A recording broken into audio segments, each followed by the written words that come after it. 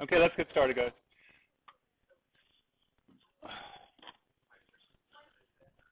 So our question about this poem, come on, no, I'm not talking to you, I'm talking to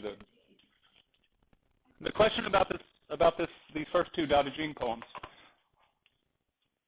and I put one under just Dao De Jing. Notice chapter 34, it makes it sound like it's a long thing. It's one page, it's a poem. They call them chapters. There's 88 chapters, it's 88 pages, 88 poems. So, what are the characteristics of the Dao Way, and how does it relate to yin and yang? I should take out that and, because yin and yang are one, not two, in a sense, because they can't be separated. That's the whole point. And then, again, because this different planet, how does it compare with this biblical God, Yahweh, the God of Abraham, in Genesis, in the flood, all sorts of stuff. So, group one, take it away. Thoughts?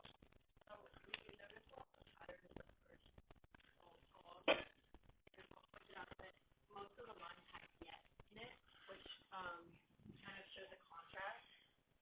And so referring to the actual poems, we thought that the Tao had a lot of contrast, just like yin and yang had contrast. Yang. Contrast. And when it says reaching left as well as right, it kind of parallel to how yin and yang each have part of each other in themselves. Okay. Also, there's a comparison to the biblical Genesis when it says the way never attempts itself to be great, and it succeeds in becoming great. And that's a comparison to what God teaches in the Bible, is that the greatest is believed, and there should be selflessness. Actually, Jesus teaches that. The first shall be last, and the last shall be first. And Jesus had a lot of. Why did the rabbis hate Jesus? The Jewish rabbis hate Jesus so much they wanted to crucify him? Because Jesus was arguing against the Old Testament and the vision of God in it and a lot of the laws. Why did Jesus come up to the rabbis who wanted to stone the prostitute because she was breaking the law of Moses? And say, okay, you want to stone this woman because she's sinned, she's a prostitute? Here, you're apparently perfect. You throw the first stone, Rabbi. Hypocrite, right? So Jesus had a lot of problems with his own religion, right, to repeat that. So Jesus is the one who said, the last is first, blessed are the meek, all that sort of stuff. That's the Beatitudes. That's Jesus. That's not the biblical God. That's Jesus. Jesus is the Son, not the Father. Anybody else have any comments on this? Notice I heard Sophia, but I didn't. You said a lot of contrast, but I'm not hearing specifics there. So let's keep going. Myriad of creatures depend on it for life, yet it claims no authority. So whatever that follows the way depend on it, and they feel a great influence by it, yet the way does not claim no authority, so it doesn't actually force them into going this way. And so that, but yet, like in all these sentences, it says yet, which shows contrast, because yet is the word to show contrast, and that's just like the yet. Good. And if I were annotating, I would actually have circled. I know myself. I would have circled all the yets to show that there's this, yet, that, all the way through. That is a pattern. And so good for you. Let's keep thinking of those. Anybody else have any more remarks before I wrap up? I want to hear you first. You don't have to. You can take it in any direction you want. They started the conversation. If you saw something they didn't see. Can you explain what you wanted to get out of it? I want to hear any other thoughts or questions before I do. Kat. Kind of unrelated, but kind of brought it up. I sort of want to challenge why you think that only. I know that doctrinally, Jesus and God are part of the Trinity and the Holy Spirit, and they're all three yet one and all that sort of thing. But also in the New Testament, Jesus also talks about my Father, right? So he is the Father, the Son, and the Holy Spirit. So Jesus, as he spoke and all that sort of thing, he disagreed with a lot of what his Father was saying in the Old Testament, right? What God was saying, the laws that God gave Moses. My example of the prostitute who was being stoned, according to the Father's laws to Moses, Jesus himself challenged, right? So does that answer your question?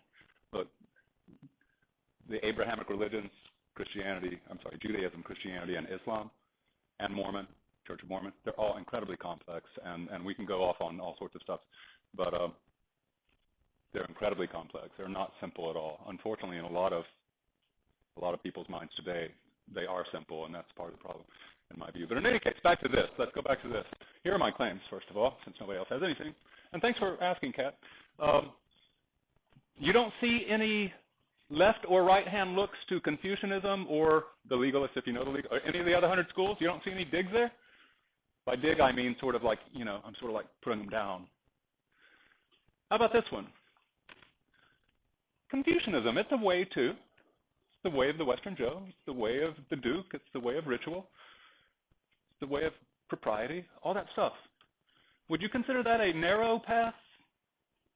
Can one be ritually proper by just like acting any old way? Clearly not. Confucius would not sit on a mat if it wasn't straight. He enters the room and that mat is not straight on the floor, so he won't sit on it because that is not ritually proper. You're being an improper host. I'm a guest and you're dishonoring me by like just throwing some mat down and not even taking the care to do it without error. I'm going to set this mat here for you respectfully to honor you, right? So I'm not going to sit there because you're not following the way of respect. Even placing a mat, arranging furniture. You guys are so ritually improper when you leave this room because you don't put the chairs back up under the desks, making work for me, not respecting me, or for the cleaning lady who comes in, right? Confucius would notice that. That's all part of ritual. It's amazing. Everything's part of ritual. And that's why etiquette's probably a better word, but then that sounds boring. So my claim is the first line is criticizing Confucianism. Confucianism says that the way is narrow. It's the way of the Western Joe. It's the customs, the traditions, the rituals. It's the sumptuary codes. It's the 6 arts. It's the scholarship. It's reading the Confucian classics, the Shujing and the Shijing. It's dressing correctly. It's standing correctly. It's talking to people correctly. It's being like Confucius, right? We disagree. It's not narrow like that. It's broad. It reaches way, way over that way. This path is so broad, and it goes in all sorts of directions. So already the opening statement is, in a sense, a challenge to Confucianism. Now, and that's why I stopped you to tell you about this. We call it intertextuality. There are 2 texts actually happening inside of this thing, the Confucian text. Inside the Tao Te Ching, the texts themselves are interacting. The analects is being referenced here. In college, that's the kind of stuff that you'll talk about if you're lucky and take classes like this. The myriad creatures. Myriad means vast amounts. And it's pronounced myriad, not myriad. Myriad. The myriad creatures. I think I've told you the 10,000 things is another phrase that's translated into English and Chinese. How do you say it?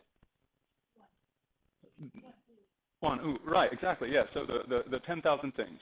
It's a synonym for the myriad creatures. And like the 100 schools, the Chinese, like we do, I've told you a million times, well, not really.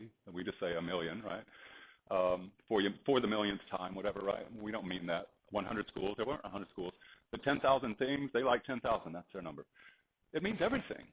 So the myriad creatures or the 10,000 things, whenever you see that phrase, it's talking about the universe. It's talking about reality itself, which is, again, just the cosmos. Remember, there's no gods outside of it. There's nothing outside of nature. There's no supernatural.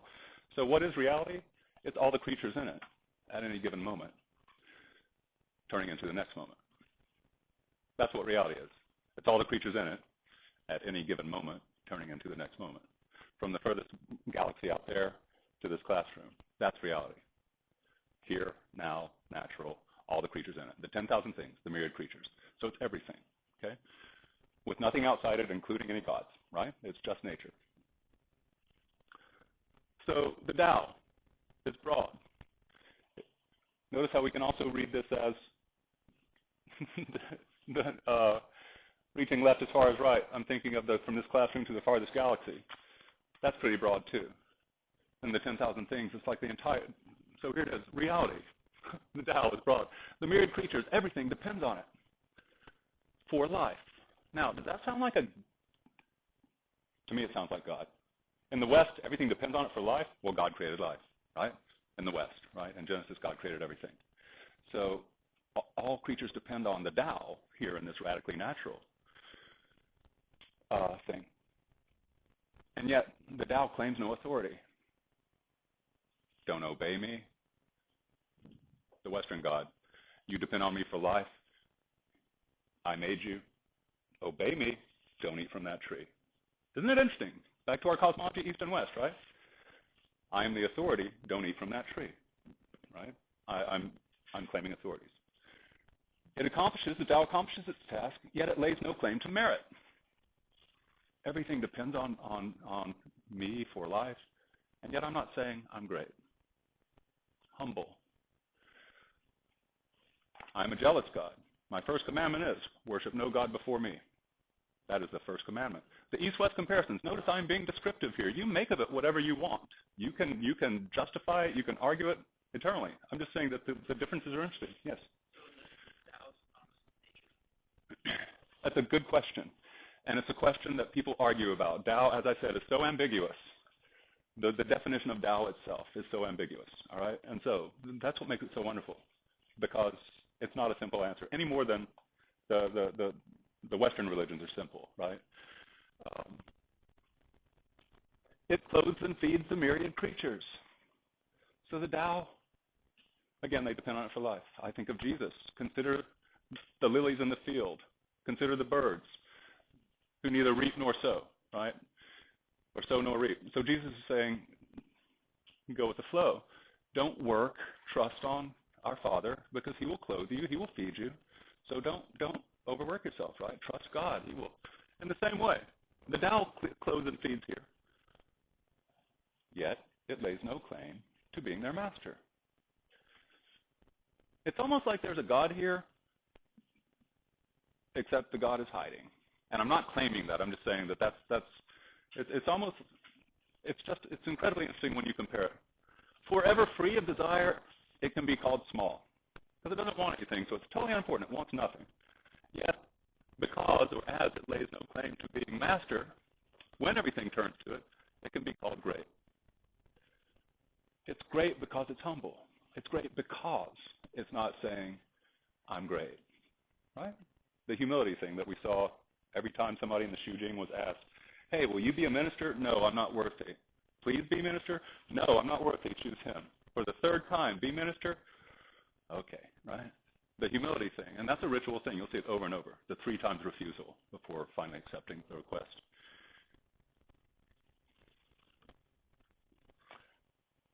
Now, I want to go back to yin and yang. Which one's masculine? Okay.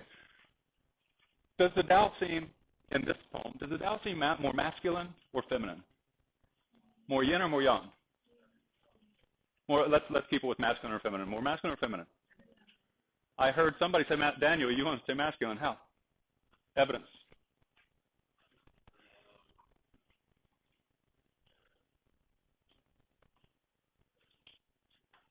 Oh, okay. Well, I'll let those who say feminine give us the evidence. I agree with you, feminine people.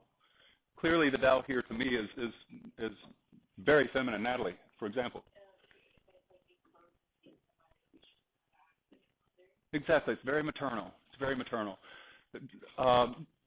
Sarah. It's not all in your face. It's more like to the sidelines, like doing stuff but not wanting credit. I think it's a more feminine thing. Yeah, it's very soft. Yeah, it's very soft. It's not forcing. It's not trying to control. It's very motherly, as Natalie said. Right? And it's just my probably only chance to talk about the fact that of all world philosophies of religion, Daoism has been remarked upon as being the most feminine. It is the most feminine of all religions. It celebrates the feminine qualities. Now, clearly, when I look at the biblical religion, there is no goddess, right? God created the universe without the feminine at all. Zeus had Hera. You can go through all the world religions, and typically there's a male and a female principle. But notice in the ancient Israelite religion, there's no feminine in the divine at all. There is a single man who created everything, right? So what an interesting contrast, East and West. There is no masculinity in this Tao. It is so soft, it is so passive, and yet so powerful. There's no femininity in the West.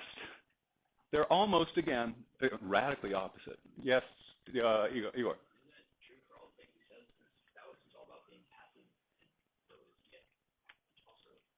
Well, except that Taoism is not all about being passive. You just made a really extreme blanket statement because there is such a thing as yang. But thank you for making that statement. Do you agree with me that it's too early to say it's all about being passive because that's only one half of yin yang? There is yang.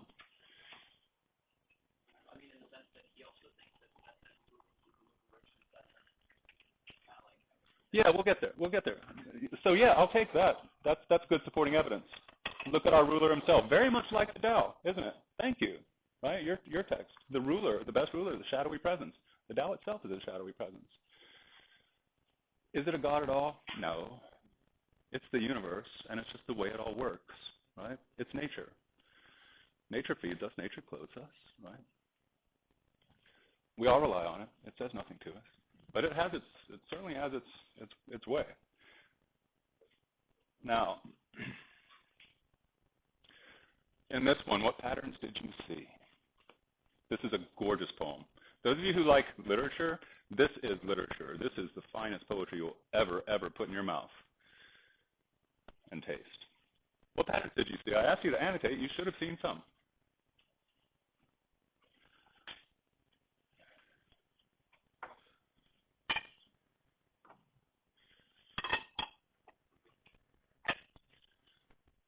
Oh, you didn't? Okay. What patterns did you see? You should have seen some in this poem. I don't know where you were when I asked that question. Who wants to? Put a cup face up in front of you so that I know and I'm coming for.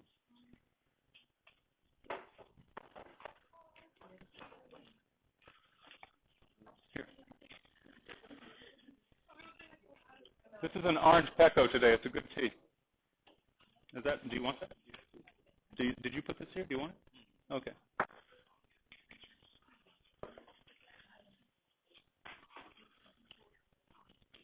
You're welcome. Tea? You're welcome. Oh, wait. Yeah? You're welcome. No? Oh, yo.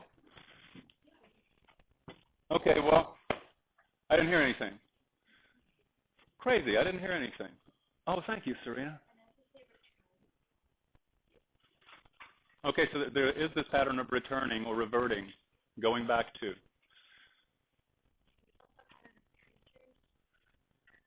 Creatures, that's a subject. Okay, notice we're not really, we're identifying like sort of things, but we're not making any sort of claim about them, or maybe this, maybe that about them, Natalie. And we can.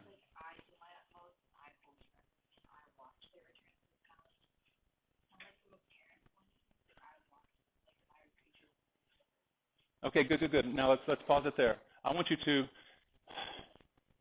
the role of yin-yang. Yin is passive, yang is active. I'm going to challenge you right now to put a little more effort into reading this thing and paying attention to what I so tried to make you pay attention to by using words in black ink on a white piece of paper. There are patterns here, and yin-yang is the key. Now, where do you see yin principle, and where do you see yang principle? Active versus passive. I'm gonna let you look for 45 seconds because it's right in front of your nose. So look at it.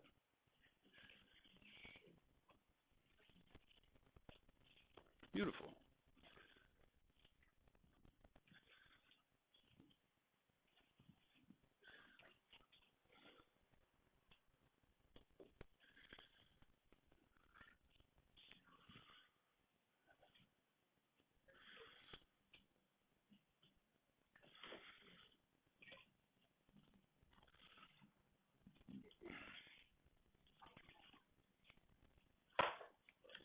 Okay, what patterns do we see?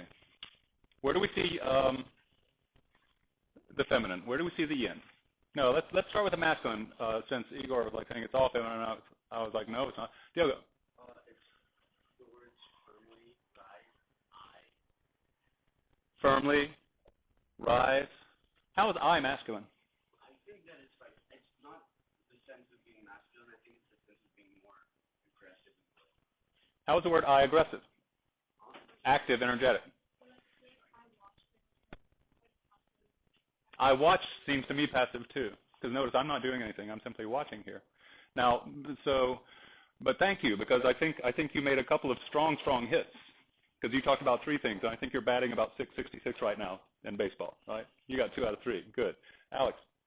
I think when it comes first to, especially, I hold firmly, words like emptiness, stillness, and that is kind of passive, you know, and it's like yin, but it is I hold firmly to emptiness, like yin, yang. I'm starting to like Alex a whole lot because she puts really cool images in her forum posts. She's so you're like some awesome guy is gonna like propose to you in the future because you're already cool, right? You're already cool and smart, right? Forget promposal. The real proposal, somebody's gonna be like, oh, you were just so awesome because when you open your mouth and like you say really perceptive things. Because you stole my thunder. That's what I was going to talk about. I'm not being weird. I'm just saying this is a quality soul right here. I do my utmost, active and extremely active, utmost. I'm trying as hard as I can. That is yang. That is active. That is energetic. I'm trying as hard as I can. And look at the beautiful turn here. It's so surprising. To get emptiness. Absolute yin. Absolute passive. So I am working my ass off, pardon my French, to get nothing. I'm trying so hard to be empty. The same pattern goes again. I hold firmly, so firm, to stillness. Yang to yin. Yang to yin. The myriad creatures. Now here, notice we go from I to everything. Are we with me? Everything.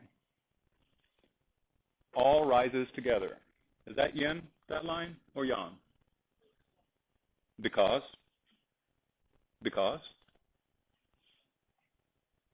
it's active because they're rising, right? Let's just be clear here. And I watch their return. Yeah, because they're all right. To rise is the hard part. Ask a bird. To fall, you just stop trying and you return. Yang to yin, masculine to feminine. So this is in the first pattern, masculine to feminine is in one line. The second, masculine to feminine, is in one line. The third one is in a couplet, masculine to feminine. The teeming creatures, teeming means swarming, just a crowd of them and very active. The teeming creatures, are you with me? Okay, because you seem to be like interested in somebody's socks, and the faraway look is like, really?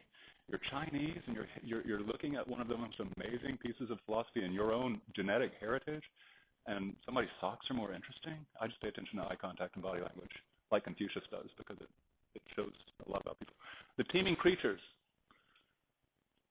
teeming, swarming, all together. Masculine, thank you. Obviously, right? It gets easy. And notice, the best students would have come in saying, yeah, Mr. Bro, you know what? You said annotate this, and you gave us clues, returning, and the role of yin-yang. And so I looked for the role of yin-yang in this, because you spent time like talking about yang being active and yin being passive. The best students would have come in here and said, yeah, bam, bam, bam, I hit it, because it was all there in front of me, right? Teeming, swarming, all return to their separate roots. Now, what's happening there? What are these separate roots? There's no right answer. Come on, guys, don't bore me. Come on, don't bore yourselves. What do you think's happening there? I want sentences. I don't want one word. One word is not an idea.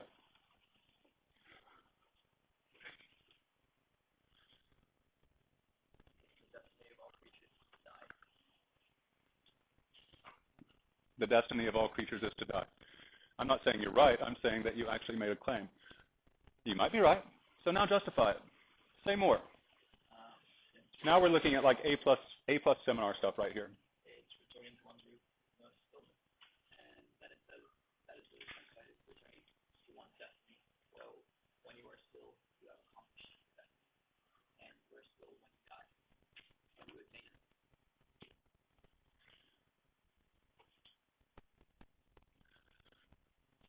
Teeming creatures, the myriad things, they teem, they swarm, they all interact and such. That word separate is a really interesting word, isn't it? Because they're all together when they're teeming. But when they return, it's to their separate roots. Is it boring to you? Okay. Does anybody make anything other than death out of this returning to your separate roots? Fumia?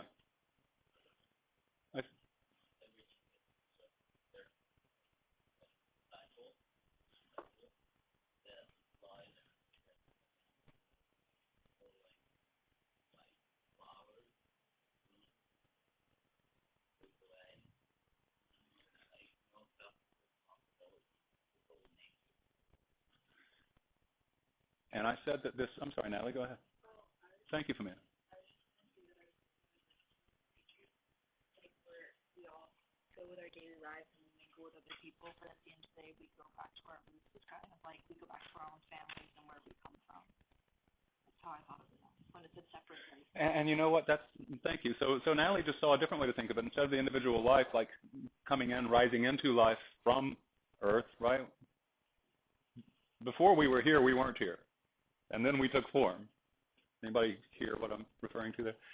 And then we went back, and we had no form. Because yang turns to yin, and yin turns to yang. Fumia put it in terms of flowers growing, all teaming up together in a field. But do flowers all die at the same time? No. But Natalie took it. Ambiguity is what I'm showing here. This is why it's such a rich text that people love to read like every year, because it's just like every time you read it, it's a kaleidoscope. It's just gorgeous. And it's not just pretty. It's also, I'll just tell you, this thing helps me when life is hard, and it also helps me when I just like want the equivalent of a good glass of champagne for my soul. So whether life is hard or good, it's always a resource. Natalie put it in terms of us going out into the world, but returning back to our roots as our family. The ambiguities, the multiple meanings of this thing. But the word destiny here, Natalie, stillness and destiny. What does destiny mean? What other words do we know with the word destiny in it? Notice I'm showing you how to read closely. I'm showing you simply how to read closely to like go that word separate, that word destiny. That's how you excel, by like having the attentiveness to actually like notice words and think about those words. So destiny, it can mean many things. I've heard. So what possible meanings does this, or connotations does this word destiny have? Destination, thank you. Like a train, it has a destination. A traveler has a destination. What other possible meanings does it have? One came out in A4 yesterday.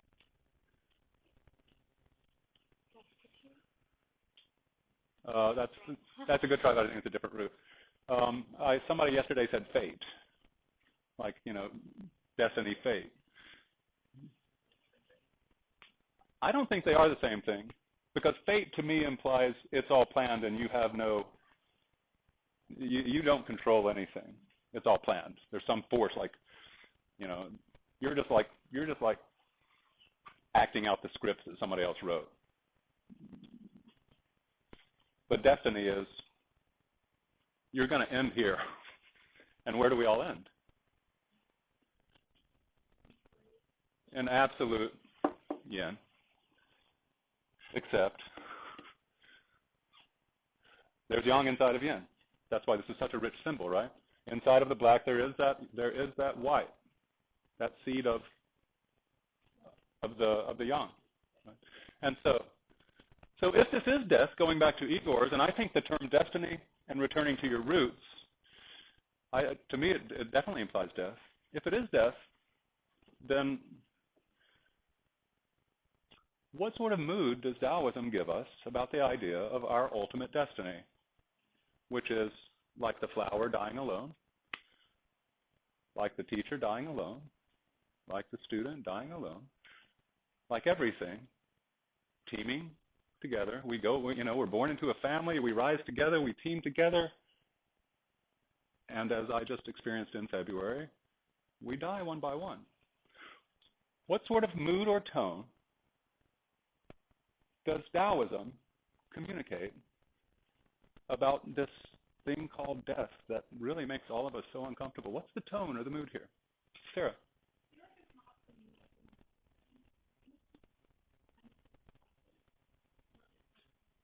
It's acceptance to you, but you don't think everybody else gets that mood. Why?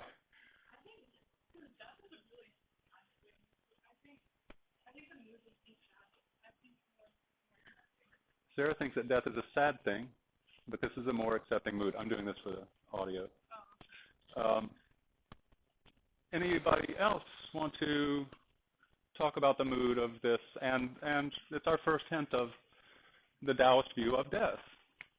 And again, I do these East-West comparisons because planet China, as I call it, because that geographic isolation does make this such an interesting, radically different way to walk through life with a completely different programming in your head.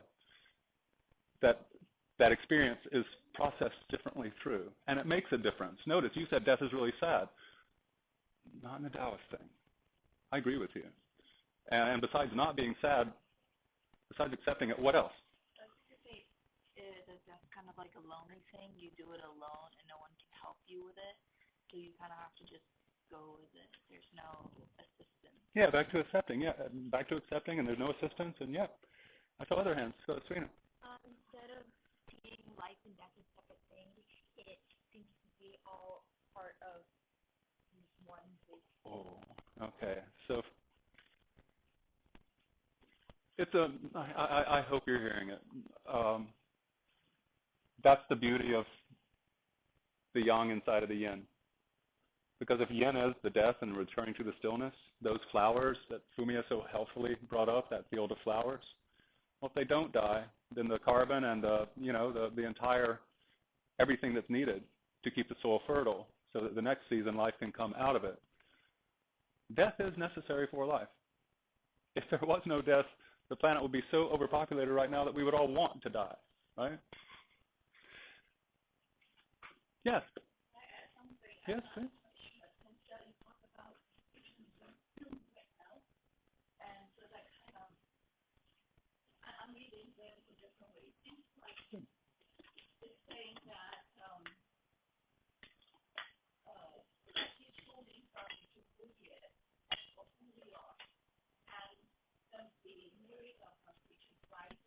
Mm-hmm.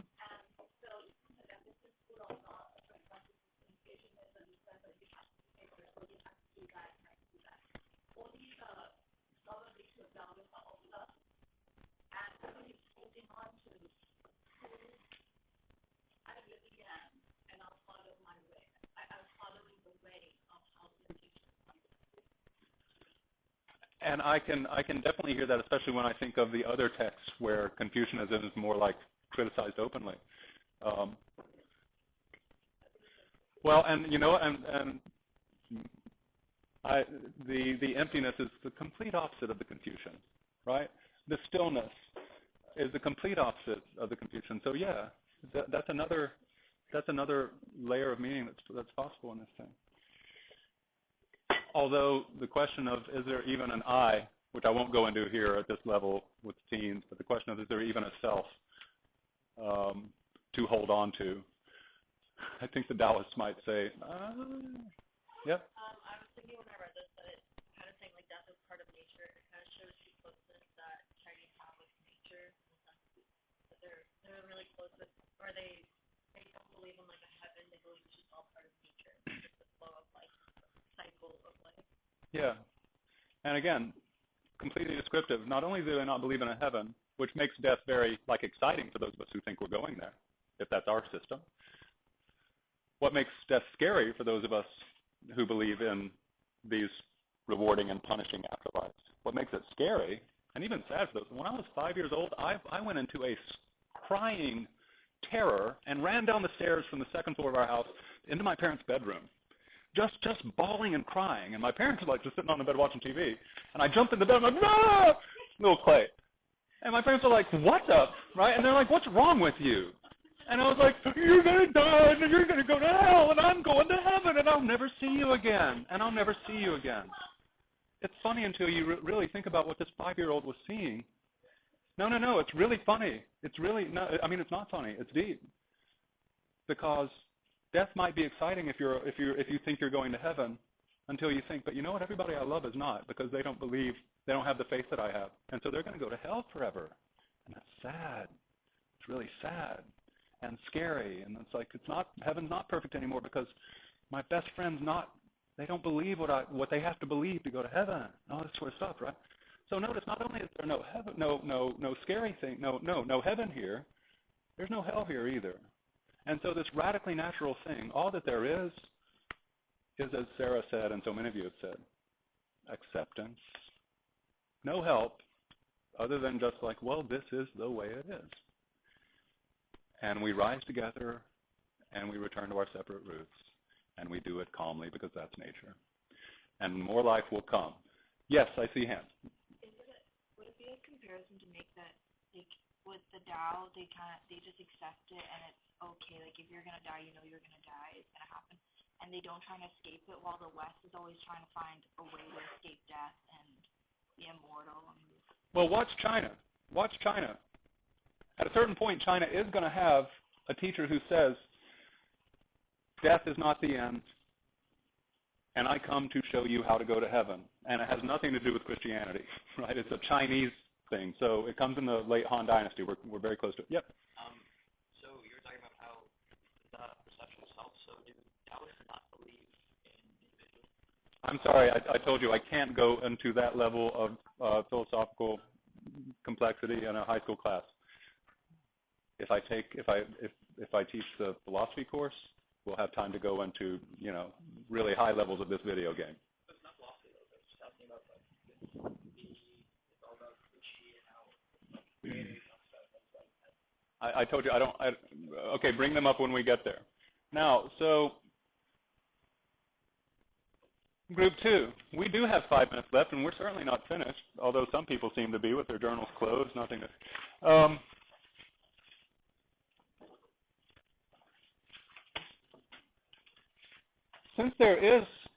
Since there is life coming out of death, the yang inside the yin, the seed of white inside the black, that circle turns. Notice, does this say there's not an afterlife? Does it say absolutely there's not an afterlife? We all return to our separate roots. Does it say that nothing happens after that?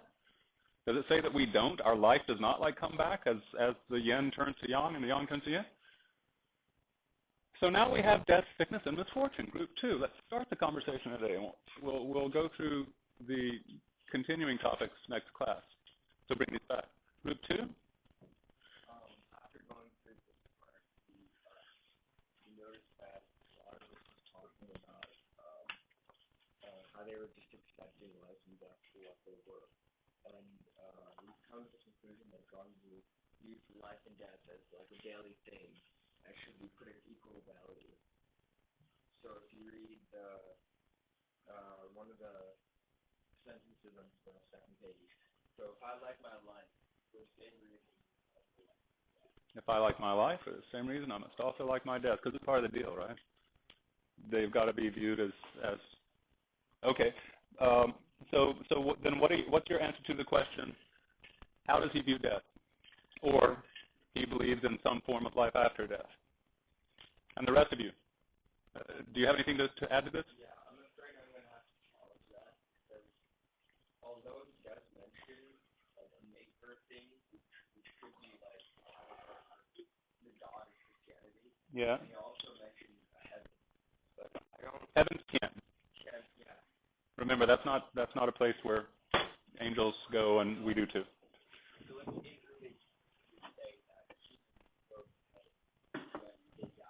Okay. Heaven's for what we're like gods to be. Is John just talking about gods in heaven? Be careful. You're adding things in there from your own bubble or your own sort of cultural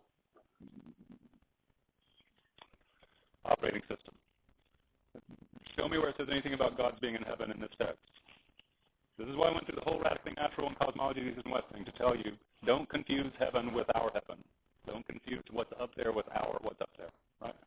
This is a radically natural place. Show me any God at all in this. Alex. Well, to me, I thought it was kind of like, I thought it was a little different when David said his mind said how the one who makes you changes, what will he do next? Where will he send you? Will he make you a breast liver? Will he make you a left arm? Thank you. And stuff like that. So I thought, you kind of have this, like, people are given this chi, which is this life force. So when you die, your chi goes on to different life forces.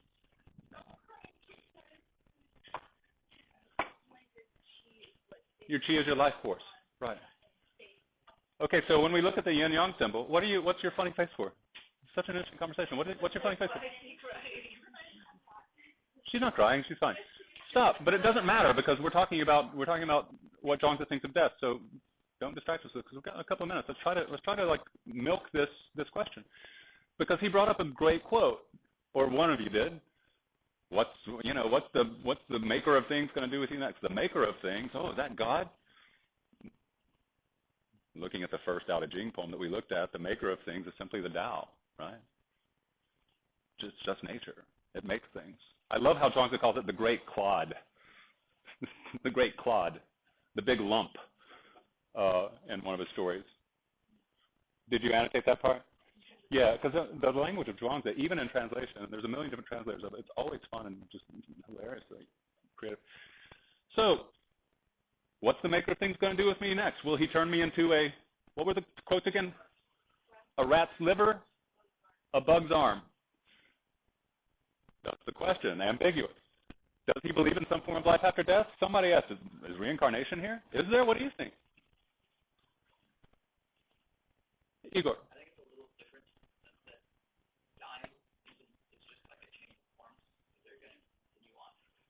So there's no Igor. Your spirit doesn't go to heaven, and the Buddhist view, your spirit doesn't reincarnate into some new. There's no you left. Well, like the idea of me is there, but like the life force will continue on other things. The idea of you. Like people will remember you in people's memories. When they're all dead, unless somebody wrote about you, are you around at all? Well, they're supposed to be young. Once you're dead, you're dead. Well, no, not once you're dead, you're dead. No, you might be a bug's arm. The Might. bug can eat you, and that can give the bug life, which can be your spirit and their arm. But once you're dead, you're dead. Right, because it's really weird to come back as part of a bug and not the whole bug, right? Yeah, so it's the things that you give them. So what were you in your past life? I was a giraffe eyelash. No, it just doesn't work that way. All right. Your homework is simply to write most interesting things to forums. I hope that I enjoyed reading them with my full post. Blah, blah, blah. Depending on the one. I am catching up on my grading. Yeah. Because I'm back.